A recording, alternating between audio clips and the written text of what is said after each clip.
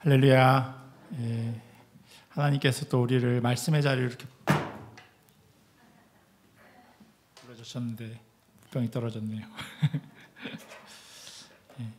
하나님 주신 말씀 듣는 시간 오늘 가지려고 하는데, 오늘은 특별히 조금 앞에 찬양하면서 기도하는 시간을 조금 더 가지려고 합니다. 그래서 각자 편하게 기도하시고요, 또 함께 주님께 우리 마음 올려드리는 그런 시간 되기를 간절히 원합니다. 우리 함께 나를 지으신 하나님 같이 찬양하시겠습니다.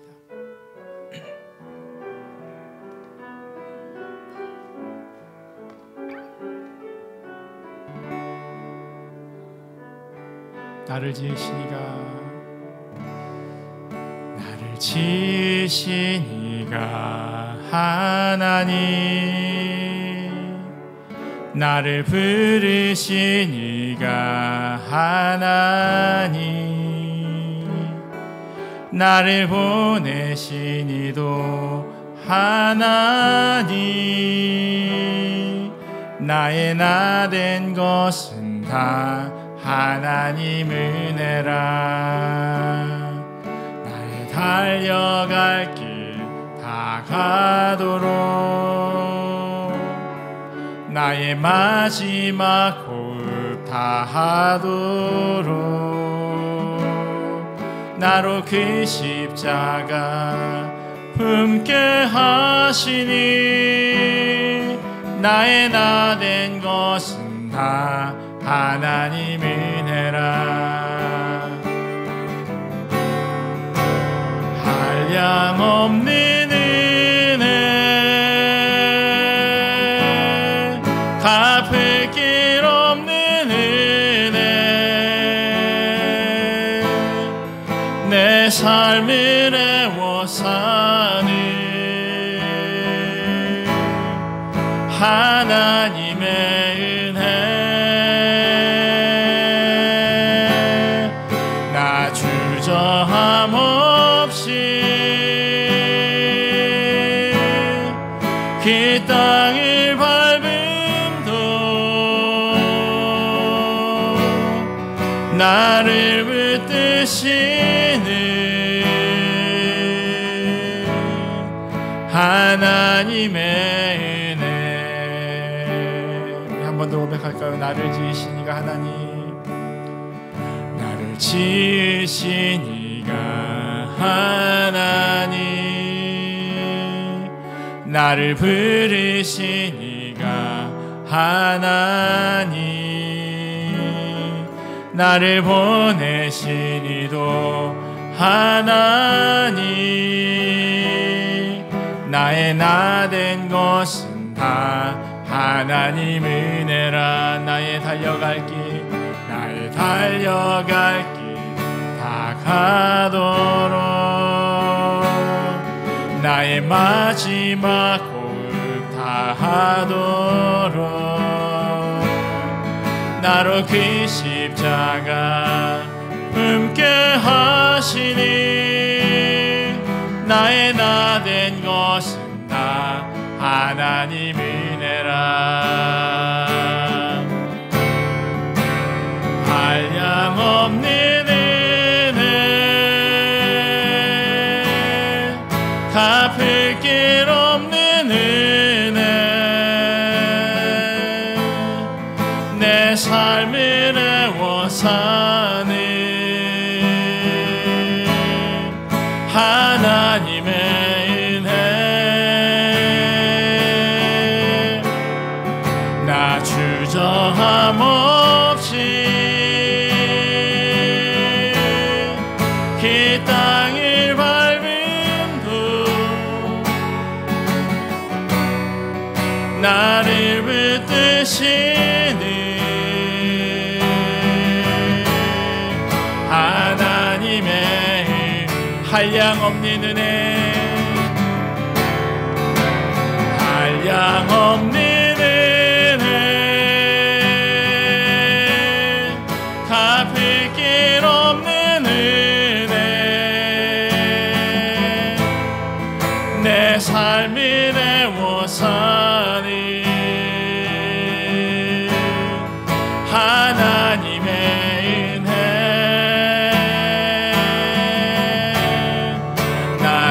저함 없이 그 땅을 밟은 후 나를 붙드시는 하나님의 은혜.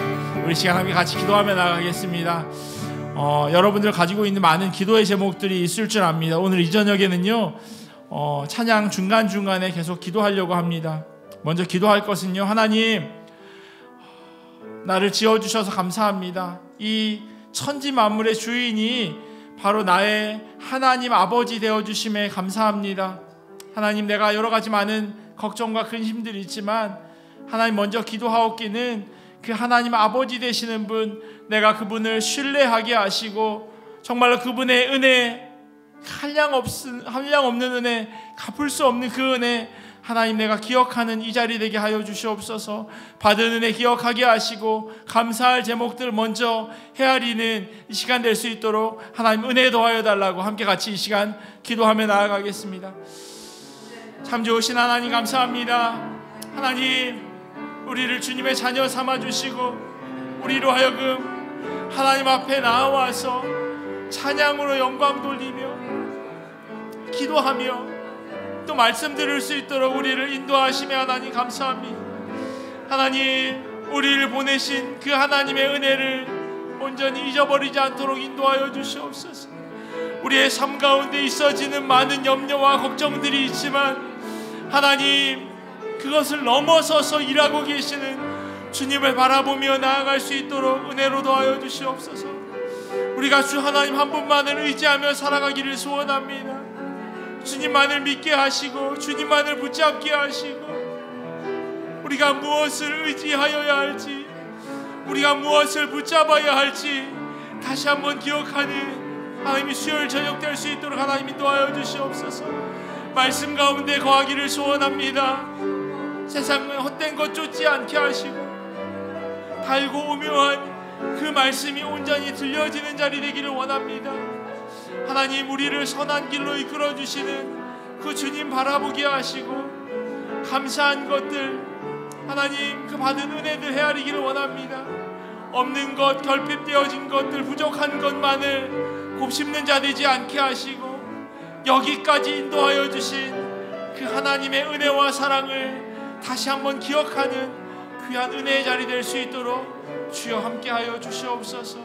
감사합니다. 하나님, 사랑이 많으신 예수님의 이름으로 기도합니다. 아멘. 우리 내가 늘 의지하는 예수 함께 같이 박수 치시면서 찬양하시겠습니다.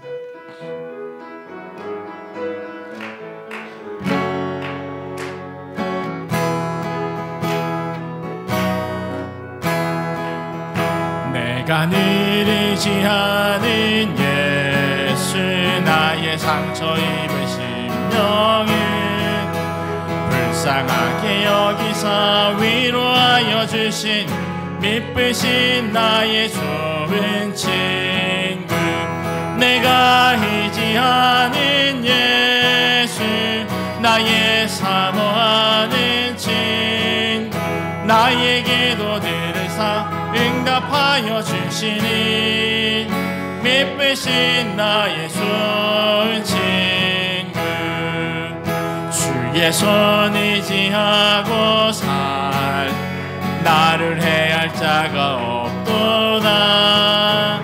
주님 나의 마음을 크게 위로하신 미쁘신 나의 종, 내가 요단강 건너가 마음이 두려워서 떨 때도 주가 인도하시니 어찌 두려워하는 미쁘신 나의 좋은 친구, 내가 의지하는 예수, 나의 사모하는 친구, 나의 기도 들으사 응답하여 주시니 미쁘신 나의 좋은 친구, 이후 천국에 올라가서 모든 성도들과 다 함께 하신 주를 찬양하리. 믿으신 나의 좋은 친구, 내가 의지하는 예수, 나의 사모하는 친, 나의 기도들을 응답하여 주시니. 믿으신 나의 좋은 친, 내가 의지하는 예수, 나의 사모하는 친, 나의 기도들을 응답하여 주시니. 믿으신 나의 좋은 친구.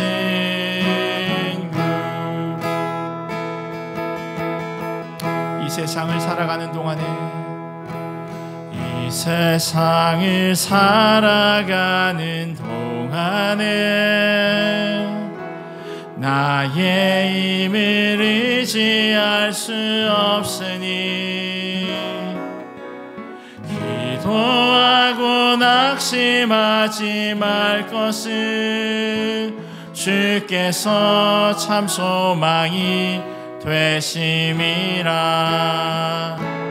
하나님의 꿈이 나의 비전이 되고 예수님의 성품이 나의 인격이 되고 성령님의 권능이 나의 능력이 되길 원하고 바라고 기도합니다. 주의 길을 걸어가는 동안에, 주의 길을 걸어가는 동안에 세상의 것 의지할 수 없으니 감사하고 낙심하지 말 것을 주께서 참 기쁨이 되심이라. 하나님의 꿈이 나의 비전이 되고 예수님의 성품이 나의 인격이 되고 성령님의 권능이 나의 능력이 되길 원하고 바라고. 하나님의 꿈이 나의 비전이 되고 예수님의 성품이 나의 인격이 되고 성령님의 권능이 나의 능력이 되길 원하고 바라고 기도합니다. 우리 한 번 더 같이 기도하며 나아가겠습니다. 주님, 우리가 주님만을 의지하기를 소원합니다. 주님만을 붙잡기를 원합니다. 우리가 가지고 있는 문제들, 어려움들 주님 앞에 내려놓는 이 시간 되게 하시고 우리의 입술을 열어서 주님께 간구할 때 하나님 들으신다 말씀하셨사오니 하나님, 하늘 아버지 되시는 그 좋으신 하나님께 이 시간 함께 같이 간구하는 그런 시간 가지기를 원합니다. 조용하게 기도하셔도 좋고요, 또 소리를 내서도 기도하셔도 좋고요. 우리 이 시간 함께 간구하는 기도 주님 앞에 올려드리도록 하겠습니다. 하나님, 우리 성도들 여러 가지 많은 기도의 제목을 가지고 하나님 앞에 나왔습니다. 우리가 해결할 수 없는 그런 문제 앞에서 때로는 낙담하고 낙심하고 어찌할 바를 몰라 하는 그런 상황 가운데 있음을 고백합니다. 그런데 하나님, 우리가 기도하는 그분의 하늘 아버지 되시는 우리 하나님 되심을 우리가 기억하게 하여 주시옵소서. 하나님, 우리에게 언제나 좋은 것으로 허락하시는 그 주님 바라보면서 하나님 기도하며 나아갈 수 있도록 인도하여 주시옵소서. 우리를 붙잡고 계시는 그 손 놓지 않으시는 분임을 하나님 우리로 하여금 알게 하시고, 주의 은혜 가운데 온전히 엎드려지는 주의 자녀들 될 수 있도록 인도하여 주시옵소서. 믿는 자에게 늙지 못함이 없다 주님 말씀하셨어. 하나님, 주님 의지하면서 주님께 아뢰며 나아가기를 원합니다. 하나님, 관계에 어려움들이 있습니까? 하나님, 경제적인 어려운 문제들이 있습니까? 질병으로 인하여서 고통받고 있습니까? 하나님, 자녀들의 삶을 놓고 하나님 기도합니까? 잃어버린 믿음을 다시금 회복시켜달라고 하나님 그렇게 엎드려 기도하며 나아갈 때 하나님, 그 기도 가운데 하나님 응답하여 주시옵소서.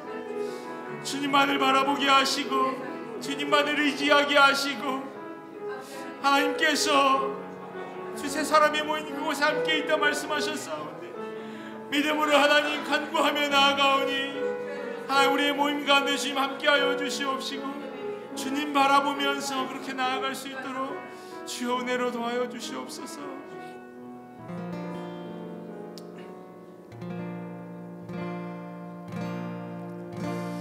왜 나만 겪는 고난이냐고 불평하지 마세요.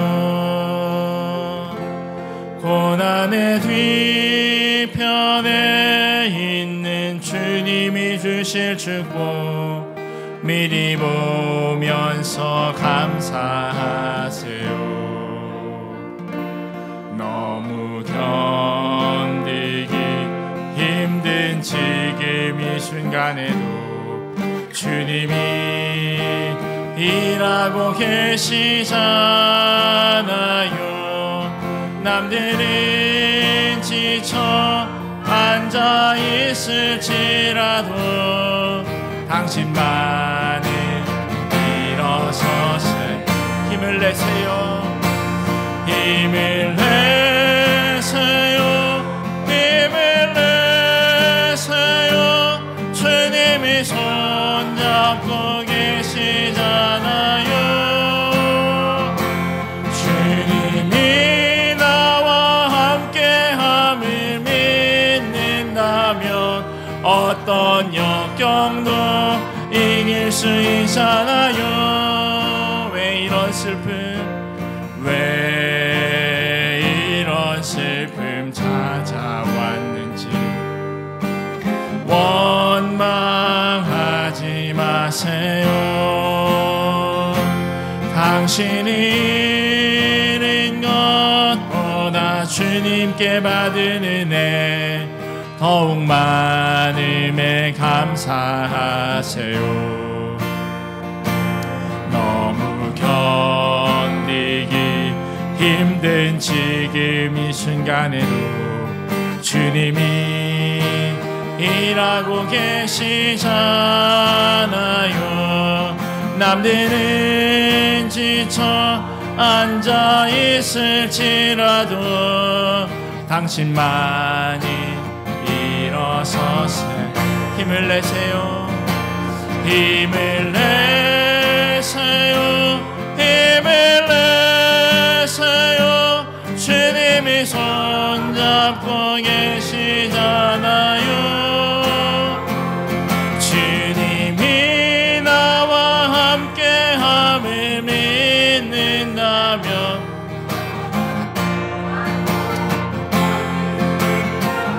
힘을 내세요. 힘을 내세요. 힘을 내세요. 주님이 손잡고 계시잖아요. 주님이 나와 함께함을 믿는다면 어떤 고난도 견딜 수 있잖아요. 같이 기억하면서 같이 찬양하며 나아가겠습니다. 내가 누려왔던 모든 것들이 내가 지나왔던 모든 시간이, 내가 걸어왔던 모든 순간이 당연한 것 아니라 은혜여서, 아침 해가 뜨고 저녁에 노을, 봄의 꽃향기와 가을의 열매, 변하는 계절의 모든 순간이 당연한 것 아니라 은혜여서, 모든 것이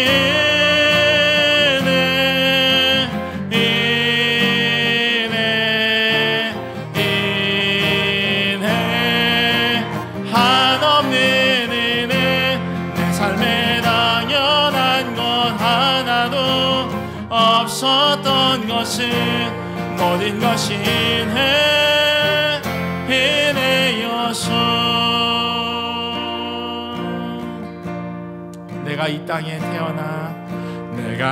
땅에 태어나 사는 것, 어린아이 시절과 지금까지 숨을 쉬며 살며 꿈을 꾸는 삶,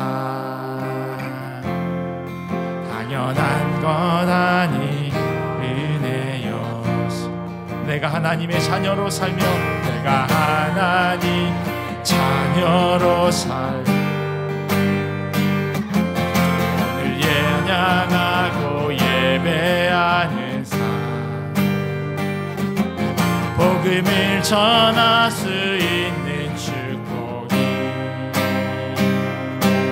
당연한 것 아니라 은혜야.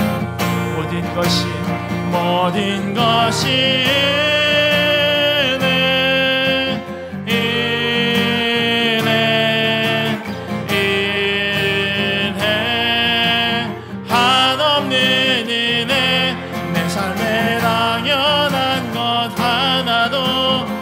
없었던 것은 모든 것이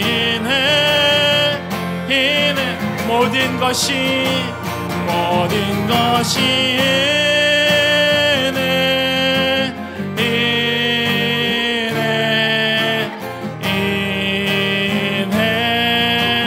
한없는 은혜, 내 삶에 당연한 것 하나도 없었던 것은 모든 것이 은혜여서. 이 시간 함께 마지막으로 기도하며 나아가겠습니다. 하나님, 모든 것이 은혜였습니다. 하나님의 은혜를 기억하는 자들 되게 하시고, 하나님 주실 말씀 기대하는 자들 될 수 있도록 하나님 은혜 더하여 달라고, 하나님 들려지는 말씀이 우리의 삶 가운데 귀하게 심겨지기를 원합니다. 하나님, 그 말씀 가운데 우리가 온전히 바로 서기를 원합니다. 하나님, 우리로 하여금 말씀을 들을 수 있는 귀를 허락하여 달라고 이 시간 함께 같이 기도하며 나아가겠습니다.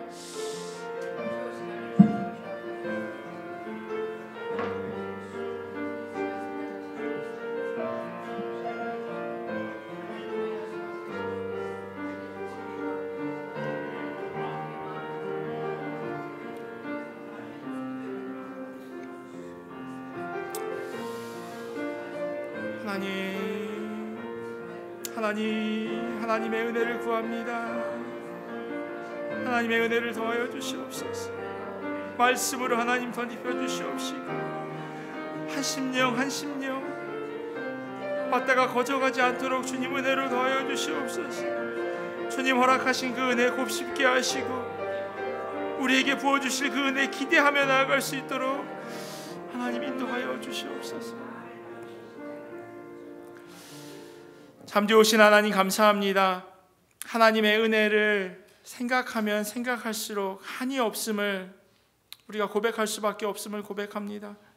하늘을 두루마리 삼고 또 바다를 먹물 삼아도 그 하나님의 은혜, 그 감사한 제목들을 어떻게 다 적어갈 수 있겠습니까? 하나님, 그렇게 우리를 사랑하여 주셔서 감사합니다.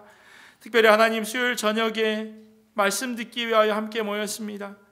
하나님, 마가복음을 통하여서 주님의 말씀이 또한 하나님의 나라가 무엇인지 다시금 우리로 깨달아 알게 하시고 온전히 제자된 삶, 주님께서 바라시고 원하시는 그 제자로서의 삶을 우리가 살아갈 수 있도록 은혜로 도와여 주시옵소서. 듣는 말씀대로 또한 결단하게 하여 주시옵시고 또 결단한 대로 우리가 그렇게 살아갈 수 있도록 성령님 우리와 동행하여 주시옵소서. 하나님, 듣는 자 전하는 자 함께 은혜 받는 귀한 시간 되기를 소원하며 사랑이 많으신 예수님의 이름으로 기도합니다. 아멘.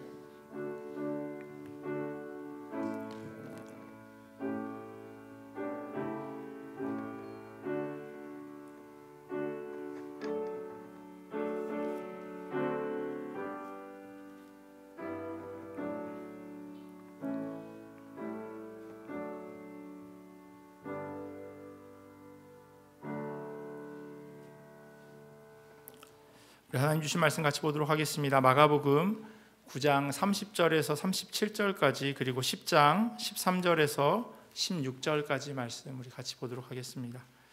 마가복음 9장 30절에서 37절 그리고 10장 13절에서 16절까지 말씀.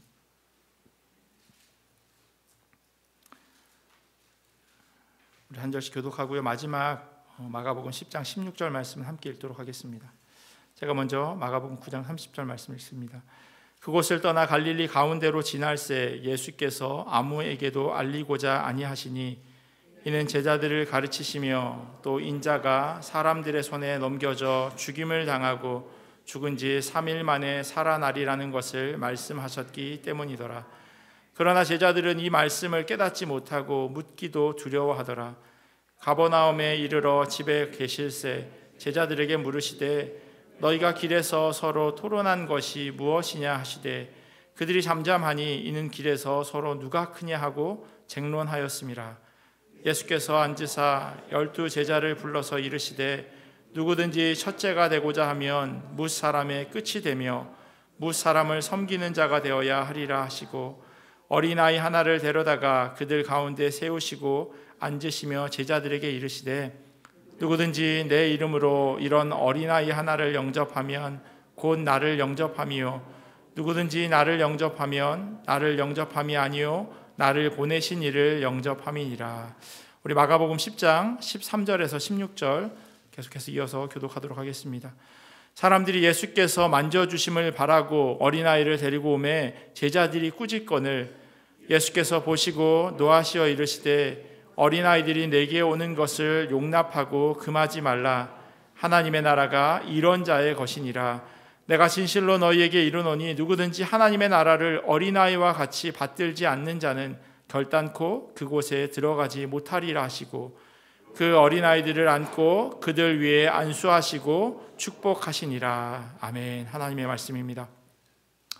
공교롭게도 저희 1월, 2월 계속해서 생명의 삶 묵상집이 마가복음이랑 같이 되어지고 있는데요. 이미 그 생명의 삶 새벽에 모이는 그 모임은 이미 이 본문을 지나서 이제 11장으로 들어갔습니다.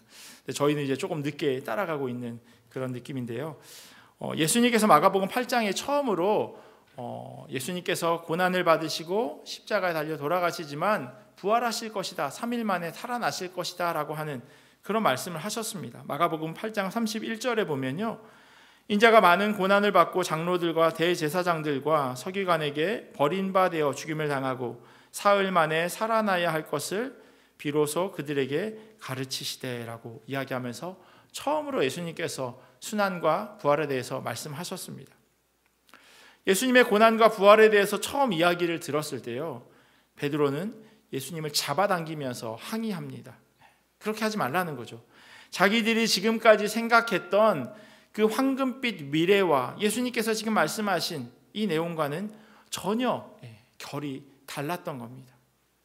마치 결혼하기 전에요, 손에 물 한 방울 안 묻히면서 살게 해주겠다라고 이야기를 듣고 결혼했는데 살아보니 손에 물 한 방울 안 묻힐 날이 없는 그런 생활을 하게 되면서 고민하게 되죠. 이 사람이 나한테 그 얘기를 했던 그 남자가 맞나?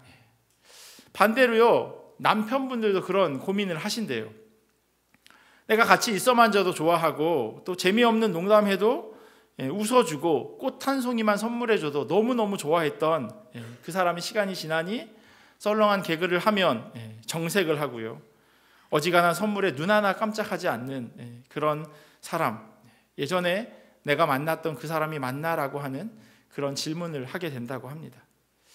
베드로는요, 자기가 꿈꿔왔던 것과 예수님이 말씀, 그게 전혀 다르다고 하는 것, 그것을 현실로 받아들이기가 너무나도 어려웠던 거예요. 그러다 보니 예수님이 하시는 그 말씀을, 예수님을 잡아당기면서 그만하시라고, 그거 아니라고 이야기를 하게 되고, 그리고 나니 예수님께서 베드로를 향해서 조금 전에 아주 칭찬하셨던 그 제자를 향해서 사탄이라고 그렇게 말씀하기까지 하셨습니다. 그리고 얼마 지나지 않아서요, 예루살렘으로 가는 길에 예수님께서는 또다시 그 이야기를 하셨습니다. 마가복음 8장 31절에 이야기하시고 또 한 장 넘어서 9장 31절에 또 한 번 말씀하십니다. 오늘 저희가 읽은 말씀이에요. 또 인자가 사람들의 손에 넘겨져 죽임을 당하고 죽은 지 3일 만에 살아나리라. 예수님께서 같은 이야기를 또 제자들에게 했지만 같은 이야기를 들은 제자들의 반응이 너무나도 신기합니다. 제자들이 보인 첫 번째 반응은 뭐냐면요, 말씀을 들었지만 전혀 그 말씀에 대해서 깨닫지 못했다는 겁니다. 같은 말씀을 2번이나 짧은 시간 안에 들었는데도 말입니다. 일단 예수님의 이야기가 무슨 이야기인지 도통 알아듣지 못합니다. 예수님의 말씀을 깨닫지 못한다라고 32절에 기록되어 있어요. 그러나 제자들은 이 말씀을 깨닫지 못하고라고 그렇게 말씀합니다. 그럴 수밖에 없는 것이요, 제자들이 다른 생각을 하고 있기 때문입니다. 같은 생각을 가지고 같은 이야기를 하면 이해가 되어지는데, 다른 생각을 하고 있는데 저 사람이 하는 이야기가 내 생각과 다르기에 거기에 공감하지 못하고 그냥 혼자 다른 생각을 계속 해나가고 있는 겁니다. 젊은 사람들이요, 어른들과 이야기를 하다 보면 가끔 이와 비슷한 경험을 한다고 합니다. 요즘 젊은 사람들은 줄여서 이야기하는 걸 좋아하거든요. 이런 이야기를 해요. 3글자로 줄여서 이런 상황을 답정너라고 이야기해요. 무슨 뜻이냐면 답은 정해져 있고 너는 대답만 하면 돼 라고 하는 것의 줄임말이래요. 답정너. 이미 결론이 나 있는 거예요. 뭐 먹으러 갈래? 짜장면, 돈가스가 더 좋지 않아? 이런 상황인 거예요. 이미 머릿속에 정해놨어요, 결론이. 그런데 질문을 하고 질문이 되돌아왔지만 그냥 튕겨보내는 그런 모습인 거죠. 자세히 설명을 하거나 주제를 가지고 토론을 하고 고심해서 어떤 결정을 했는데 끝나고 문을 열고 같이 나왔는데 다른 이야기를 하는 겁니다. 그러면 어떻게 해야 되겠어요? 다시 들어가야죠. 조금 전에 우리가 내린 결론이 이겁니다라고 또 한 번 설명을 할 수밖에 없는 상황이 되어진다는 거예요. 상대방의 의견에 마음을 같이 할 생각이 없는 상황, 그게 바로 제자들과 지금 예수님의 관계입니다. 예수님께서 분명하게 말씀하셨어요. 죽임을 당하고 그리고 나서 3일 후에 살아날 것이다 라고 말씀하셨어요. 그런데 제자들은 앞에 부분, 고난받는 것에 대해서만 신경을 쓰고 있었던 겁니다. 그거 아닌데? 라고 하는 생각을 한 거죠. 이건 내가 생각하는 메시아의 삶이 아니라는 겁니다. 기름 부음 받은 자, 그러니까 왕으로 이 땅에 오신 분이 왜 고난을 받아? 왕의 자리에서 이 나라를 다스려야지. 그게 바로 제자들의 생각이었던 겁니다. 그러나 이것은 어디까지나 제자들이 갖고 있는 생각이에요. 예수님의 생각은 그렇지 않았어요. 제자들이 이런 생각을 가지고 있으니까 자연스럽게 그럼 예수님이 왕이 되면 우리 가운데 누가 높은 자리에 앉을까? 이런 이야기를 서로 하게 될 수밖에 없는 겁니다. 제자들에게는요, 이미 정답이 정해져 있었던 거예요. 34절에 기록된 내용이 바로 그 이야기를 하고 있습니다. 그들이 잠잠하니 이는 길에서 서로 누가 크냐 하고 쟁론하였음이라. 서로 다퉜던 거예요. 야, 우리 가운데 누가 예수님 왕이 되시면 가장 높은 자리에 올라가겠냐라고 하는 다툼이 그 가운데 있었던 겁니다. 예수님께서 가버나움에 도착하셔서 제자들에게 아까 길에서 왜 싸웠냐? 라고 물으셨는데요. 제자들이 아무 말도 하지 못해요. 왜냐하면 그들이 길에서 우리 가운데 누가 가장 크냐라고 하는 그런 문제로 다투었기 때문이기도 하고요. 또 다툰 것도 그렇지만 스스로 보기에도 너무 없어 보인다라고 하는 그런 마음이 들었을 수도 있습니다. 정말 분위기 파악 못하는 사람들이에요. 제자들은요. 좀 전에 죽임을 당하게 될 것이라고 하는 말을 들었음에도 불구하고 예수님께서 물론 부활하시는 것에 더 힘주어 말했지만 제자들은 앞에 말도 부활에 대해서도 전혀 생각하지 않고 그냥 자기들이 생각하는, 예수님이 높은 자리에 올라가면 누가 첫째가 될까라고 하는 그 고민을 하고 있었던 겁니다. 예수님의 죽음과 부활에 대해서 아무런 관심 없었습니다. 하나님께서 이사야 선지자를 통해서 이스라엘 백성들에게 하셨던 말씀이 있습니다. 이사야서 6장 9절 말씀인데요. 여호와께서 이르시되 가서 이 백성에게 이르기를 너희가 듣기는 들어도 깨닫지 못할 것이요 보기는 보아도 알지 못하리라 라고 말씀하셨어요. 그런데 이 모습이 오늘 성경에 기록되어 있는 제자들의 모습입니다. 제자들의 상태가 딱 이랬어요. 예수님의 말씀을 들어도 깨닫지 못하는 어리석은 상태. 예수님께서 말씀하신 하나님의 나라가 이 땅에 임하는 것이 어떤 것인지를 보여주셨음에도 불구하고 이들은 여전히 그것을 알아먹지 못했습니다. 그래서 제자들은요, 깨닫지 못하는 자들이었어요. 제자들이 보인 예수님의 고난과 부활에 대해서 들은 제자들이 그 반응, 또 다른 반응은요, 자신들이 예수님의 말씀에 대한 이해가 부족했음에도 불구하고 질문하지 않으려 했다는 겁니다. 32절 다시 보시면요, 그러나 제자들은 이 말씀을 깨닫지 못하고 묻기도 두려워하더라라고 이야기합니다. 왜 그랬을까요? 혹 제자들이 예수님께 질문하는 것에 대해서 두려움이라고 하는 트라우마가 있었을까요? 이전에 제자들이 예수님께 몇 번 질문한 적이 있습니다. 오늘 사건 앞으로 쭉 넘어가 보면요, 예수님께 제자들이 질문하는 곳이 군데군데 있습니다. 마가복음 4장 38절에 보면요, 풍랑 가운데서 제자들이 겁에 질렸을 때 예수님께 이렇게 질문합니다. 선생님이여, 우리가 죽게 된 것을 돌보지 아니하시나이까? 그렇게 이야기해요. 제자들이 질문하는 것처럼 보일 수 있지만요, 오히려 이것은 불평을 쏟아내는 항의의 표현이었습니다. 이 상황에서 지금 잠이 옵니까? 라고 하는 그런 마음이 제자들의 그 질문에 담겨 있습니다. 그리고 이 말을 한 후에 예수님이 바다를 잔잔하게 하시고 제자들을 향해서 어찌하여 이렇게 무서워하느냐? 너희가 어찌 믿음이 없느냐라고 말씀하십니다. 성경은요, 저희가 글로 읽죠. 음성 지원이 되지 않아요. 그래서 정확한 뉘앙스를 확인할 수는 없지만 예수님이 말씀하신 이 구절은 칭찬하는 것은 아니었어요. 어찌하여 무서워하느냐? 왜 이렇게 믿음이 없느냐라고 하는 답답한 마음으로 예수님께서는 제자들에게 말씀하고 계십니다. 그리고 제자들은 이런 예수님에 대해서 이분이 누구시길래 바다까지 복종할까 서로 질문합니다. 몇 장 더 지나면요, 무리에게 밀려 떠밀려서 막 이동하고 있었어요. 사람이 너무 많은 상황 가운데서 예수님이 막 제자들과 함께 어딘가를 가고 있었습니다. 그런데 그 많은 무리 가운데 혈루병 걸린 여인이 예수님의 옷자락만 잡으면 내 병이 낫겠다라고 하는 믿음을 가지고 옷자락을 만지는 사건을 아마 여러분들은 기억하실 겁니다. 그때 예수님께서 누가 내 옷에 손을 댔냐고 그렇게 물으십니다. 제자들이 오히려 이렇게 반문합니다. 무리가 애워싸 미는 것을 보시며 누가 내게 손을 대었느냐 물으시나이까? 이 말 역시도 사실 질문은 아니에요. 좀 편하게 이야기하면 이런 거예요. 사람이 이렇게 많으니 누가 손을 댔겠죠. 그걸 질문이라고 하시는 겁니까?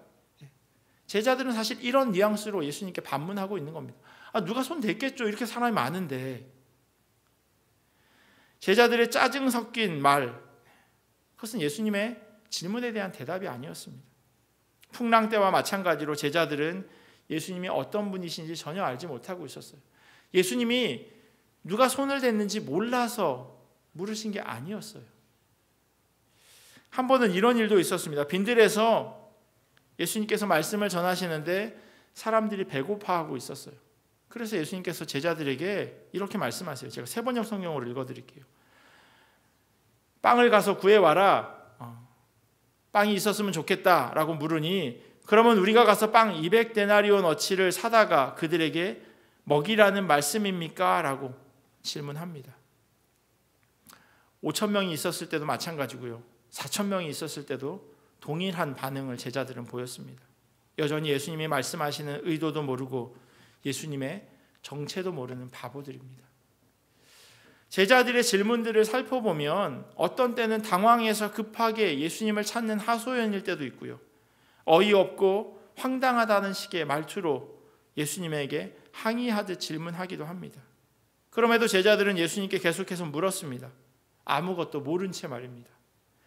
그런데 질문하는 것에 두려움이 생긴 사건이 있었는데 그것은 바로 베드로가 예수님의 이야기를 듣고 막아섰다가 사탄이라고 하는 그런 말을 들은 이유예요. 왜 그런 소리를 들었는지, 그때 예수님께서 제자들에게 하셨던 설명이 무엇이었는지 기억하지 못한 채 그냥 베드로가 들었던 사탄이라고 하는 꾸지람들은 거기에만 제자들은 포커스를 하고 있었던 거예요.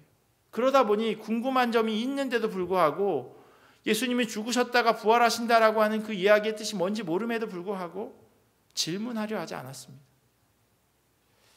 예수님에 대해 잘 알지 못하는데 물으려 하지 않았던 겁니다. 모르면요, 물어야 돼요. 제가 군대에 있을 때였어요. 군대 훈련소에 가면 사격 훈련을 합니다. 아주 힘든 훈련 가운데 하나가 사격 훈련이라고 이야기하는데요. 사격 이렇게 총 쏘기 전에 PRI라고 하는 그 훈련을 해요. 피나고 이갈리고 알배기는, 그래서 PRI라고 영어를 줄인 말인데 한국 분들은 이제 그렇게 이야기를 합니다. 그 PRI 훈련이 끝나고 나면 이제 사격을 해요. 새로 총을 지급받아서 총알을 3발씩 쏴요. 3발씩 쏘면 이게 관역이 있는데요. 정말 잘 쏘는 훈련병들 같은 경우에는 관역에 정확하게 3발을 쏘는 게 아니고 엉뚱한데 3발이 이렇게 가 있어요. 정확하게 가운데를 보고 쐈는데 엉뚱하게 가 있는 거예요. 총을 잘 쏘려면요, 표적을 정확하게 봐야 되고 숨을 참고 방아쇠를 잠겨야 합니다. 표적을 봐야 어디를 맞출지를 알 수 있는 거고요. 총이 흔들리면 안 되니까 숨을 참는 겁니다. 그리고 방아쇠를 당겨야 총알이 나가죠. 이 과정이 잘 거쳐졌음에도 불구하고 엉뚱한데 총알이 맞아집니다. 왜 그렇게 되냐면요, 이 총이 내 총이 아니기 때문이에요. 정확하게 다시금 조정을 해야 됩니다. 한국 훈련소에서 이제 지금은 모르겠습니다. K2 아마 소총을 쓸 텐데요. 그 옆에 보면 이렇게 조정을 하는 이렇게 뾰족한 걸로 한 칸씩 돌리는 게 있어요. 엉뚱한 데 맞았으면 3개가 정확하게 동일한 지역에 맞았으면 이거를 이렇게 움직여 놔야 해요.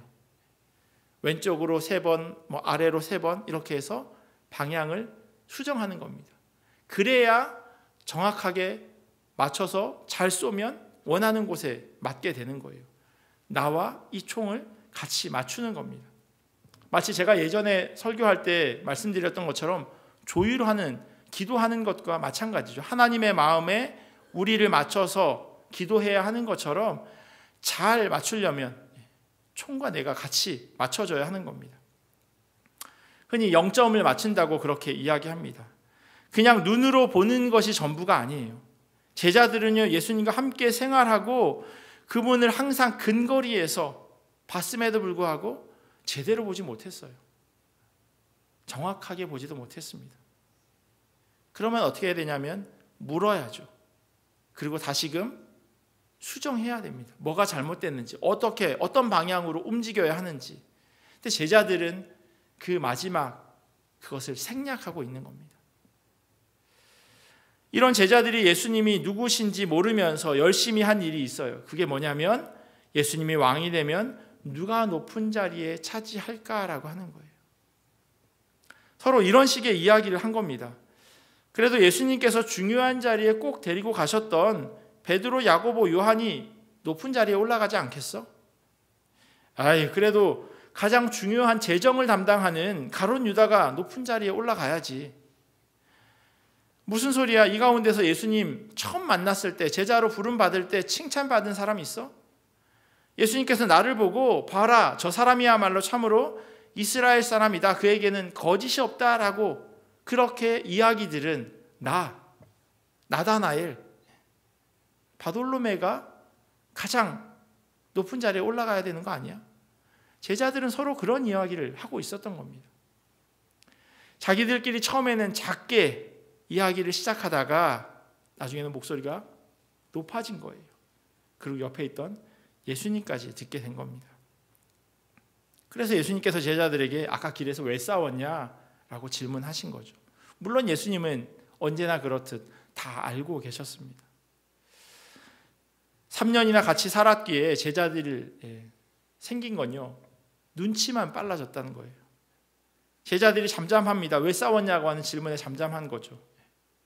사실 그런 속물근성을 들키는 게 창피하기도 했을 겁니다. 예수님께서 질문하셨기는 하지만 이미 다 알고 계셨고요.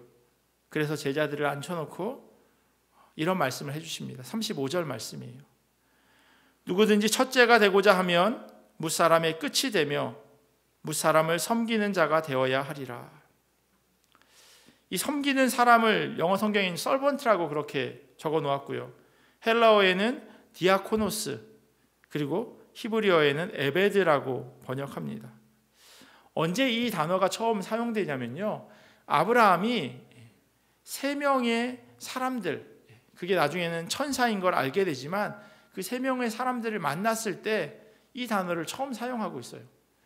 그 장면이 창세기 18장에 나오는데요, 1절에 이렇게 기록합니다. 여호와께서 마므레의 상수리 나무들이 있는 곳에서 아브라함에게 나타나시니라. 저희 성경에는 여호와라고 번역되어 있는데요, 영어 성경에 보면 The Lord라고 이렇게 되어져 있습니다. 그리고 원어에는요, 하나님을 다르게 부르는 엘로힘이라고 그렇게 번역합니다.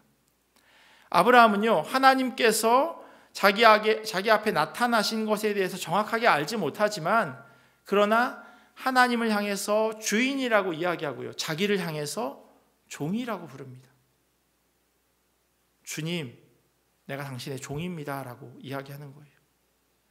이 모습은요, 낮아짐의 모습을 이야기합니다.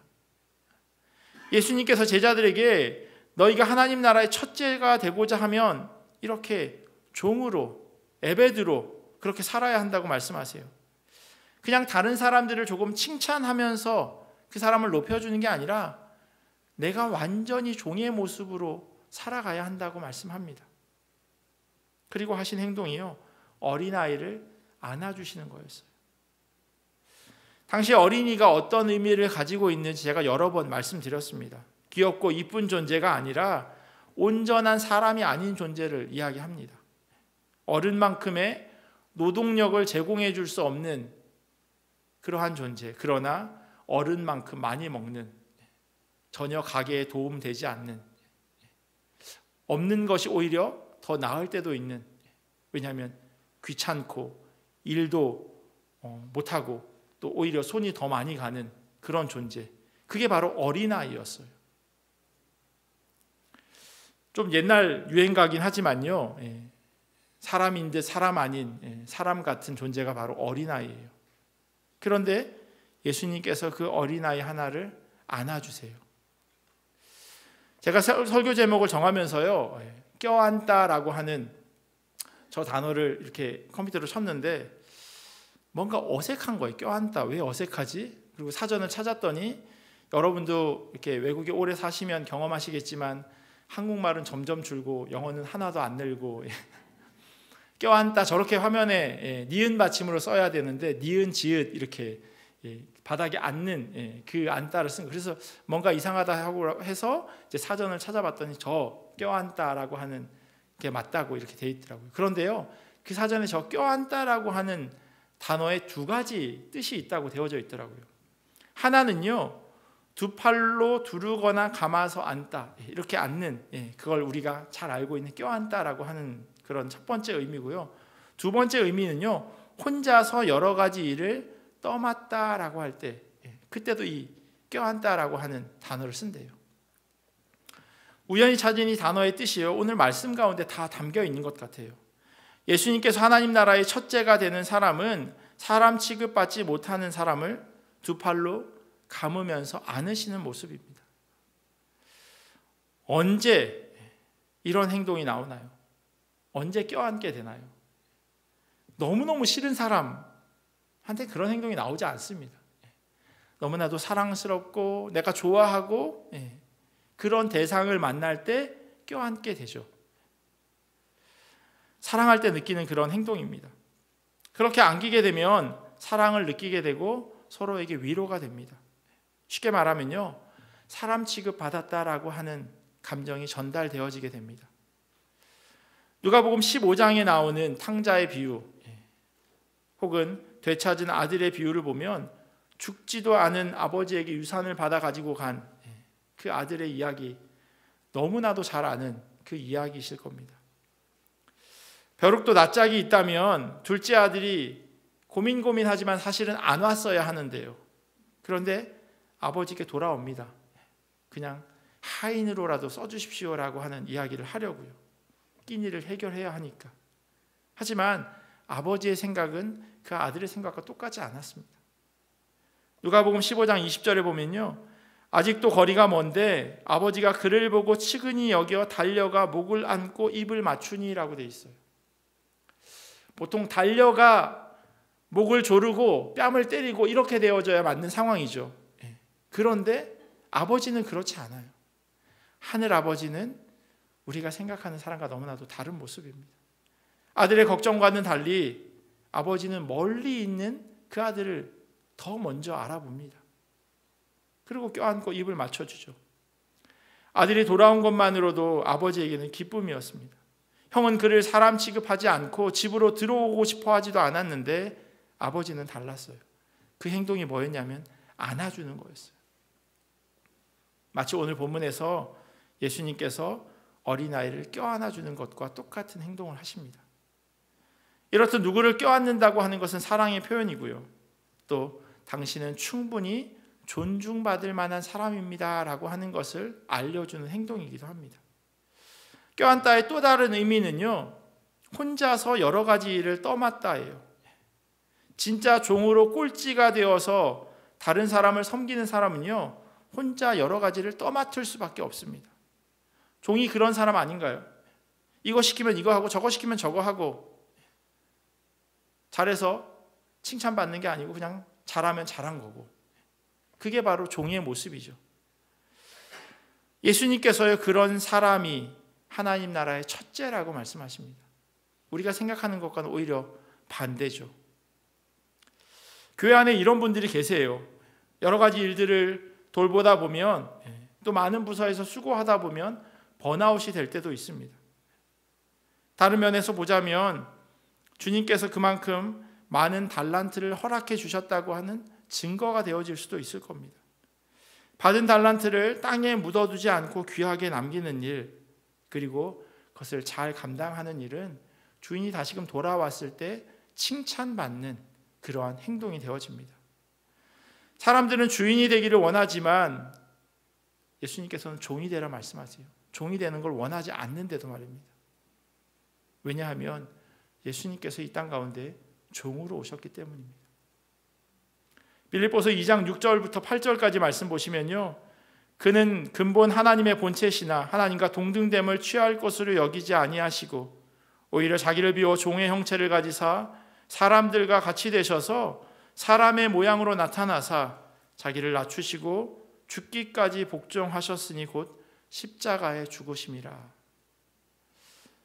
성경은요, 하나님이신 예수님께서 자기를 비워서 종이 되셨다 말씀하십니다.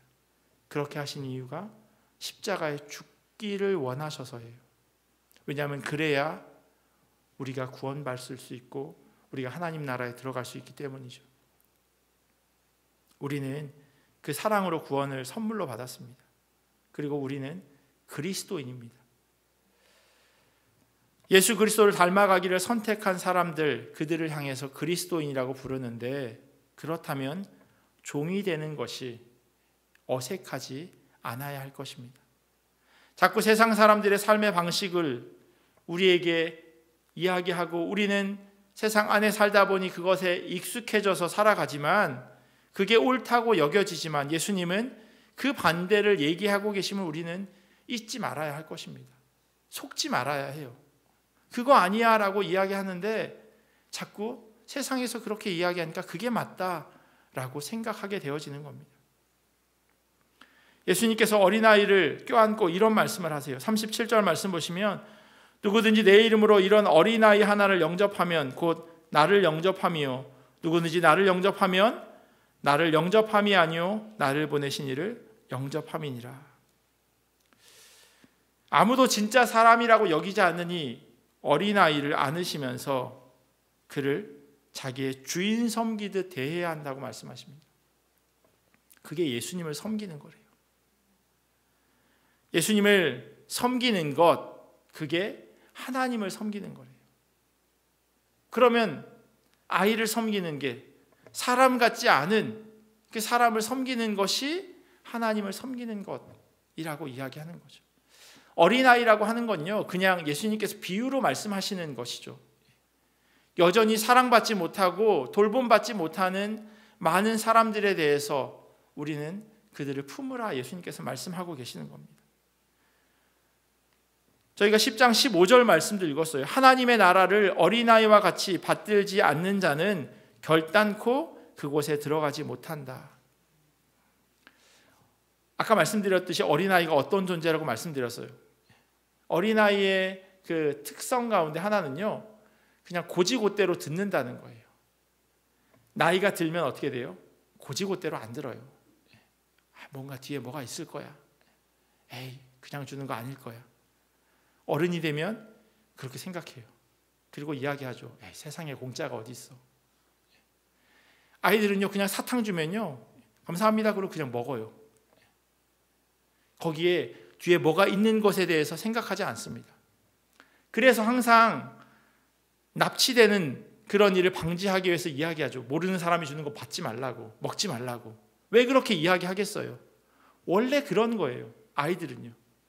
하나님의 나라 이런 거야 라고 이야기하면 그냥 그대로 받아들여요. 그런데 어린아이와 같이 받들지 않는 자, 그 사람은 그곳에 못 들어간대요. 하나님의 나라의 존재에 대해서 신뢰하지 못하는 거죠. 그런 게 어디 있어? 말이 돼? 과학적으로, 물리적으로 이 많은 사람들, 지금까지 죽은 그 많은 사람들이 어떻게 다 가 있어? 이런 많은 질문들을 하게 된다는 거예요. 이치에 맞지 않다고 생각하는 거죠. 예수님께서 말씀하시는 하나님의 나라는 이런 자들이 주인이라고 말씀하십니다. 왜냐하면 그들이 진짜 돌봄이 필요하고 두 팔 벌려 안아줘야 하는 사람들이기 때문입니다. 제자들은 깨닫지 못하고 다투는 자들이었다면 예수님께서는요, 그것보다 더 먼저 필요한 것, 안아주는 것이라고 말씀합니다. 그리고 우리는 그 예수님의 제자들이기에 그리스도인이라 부름 받기에 우리도 그렇게 살아가야 할 것입니다. 여러분은 예수님의 제자들처럼 여전히 깨닫지 못하고 다투는 자들입니까? 아니면 예수님처럼 안아주시는 분입니까? 찬송가에 이런 가사가 있어요. 먼 곳에 나가서 전하지 못해도 나 어느 곳에 있든지 늘 기도 힘쓰리. 이것을 오해하면요, 그냥 기도만 하고 아무것도 하지 않아도 되겠구나라고 그렇게 오해합니다. 착각합니다. 그런데요, 핑계거리를 만드는 그런 찬양의 가사가 아니에요. 어느 곳에 있든지 늘 기도하겠다는 말은요, 다른 말로 하면 내가 기도하는 대로 살겠다라고 하는 결단입니다. 내가 어느 곳에 갈 수는 없지만 내가 있는 그곳에서 말씀대로 살아가겠다라고 하는 거예요. 복음대로, 그리고 복음을 전하면서. 오늘 우리가 들은 성경에 나와 있는 복음은요, 작은 자, 아무도 돌보지 않는 자를 사람 취급하며 돌보는 것에 대해서 예수님께서 말씀하세요. 껴안는 것에 대해서 말씀하셨어요. 모든 성도들이 먼 곳으로 나갈 수는 없지만 사실 우리는 많은 곳으로 보냄받았습니다. 그리고 그곳에 우리가 안아야 할 많은 사람들을 만나게 됩니다. 우선 가까운 곳에서 이러한 실천이 되어져야 할 것입니다. 가정과 교회 공동체에서 내가 품고 안아야 할 사람이 누구인지 찾고 그들을 먼저 품는 그 예수님의 실천이 우리의 첫걸음이 되어야 할 것입니다.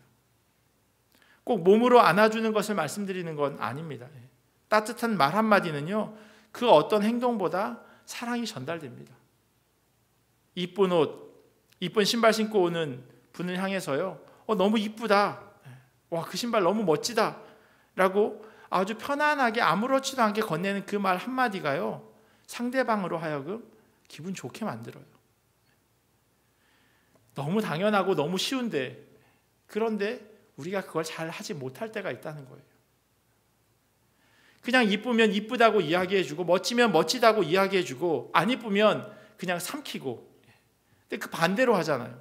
멋진데 멋지다고 이야기해주지 않고 꼭 트집을 잡죠. 이쁜데 괜찮은데 자꾸 우리는 잘못된 것만 이렇게 꼬집어내는 그런 재주가 있는 것 같아요. 맛있는 음식을 먹을 때 이거 진짜 맛있어요 라고 간단하게 던지는 이 한마디 말, 식사를 준비하는 사람에게 얼마나 기분을 좋게 만듭니까? 교회에서 처음 보는 사람이 있으면 인사하고 함께 친교실에 가서 커피를 마실 수 있어야 하고요. 또 시간이 된다면 함께 식사까지 할 수 있으면 더 좋겠죠. 따뜻한 말을 건네는 것, 함께 시간을 보내는 것, 그것은요, 그 공동체가 살아있다고 하는 증거입니다. 예수님께서 말씀하신 어린아이 영접은요, 생각보다 쉬운 곳에서 실천할 수 있습니다. 먼 곳에 나가서 할 수도 있지만 가까운 곳에서도 우리가 충분히 할 수 있는 일입니다. 우리 주변에는 우리의 사랑과 돌봄, 위로가 필요한 자들이 참 많이 있습니다. 우리 삶이 제자들처럼 첫째가 되기를 부단히 노력하기보다는 예수님께서는 우리로 하여금 주변을 둘러보라 말씀하십니다. 지금부터 하나님의 나라에 있을 그 사람들과 친해지라 말씀하세요.